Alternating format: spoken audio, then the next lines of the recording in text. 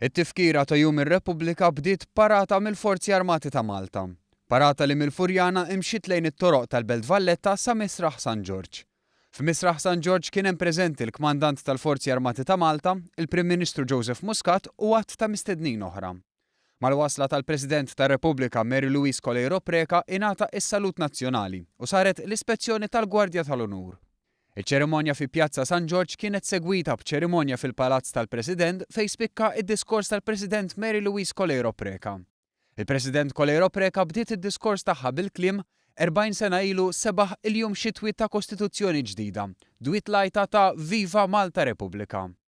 Hawn fakret kif 40 sena ilu it-twaqqif tar-Repubblika kien ibbażat fuq ix-xogħol u żiedet li matul dawn l-aħħar 40 sena irnexxielna noħolqu eluf ta' impjiegi u kabbarna l-ekonomija tagħna.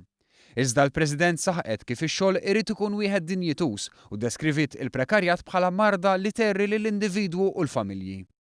Il-President tar-Repubblika tkellmet dwar kif il-jum ta' 13 ta' Diċembru 1974 huwa l-jum li fih il-Maltin ħolmu b'Malta aktar sovrana u li bdejn il-kisba għamlu pass ieħor fil-mixja li mill-indipendenza tal-1964 waslitna għal ħelsien tal-1979.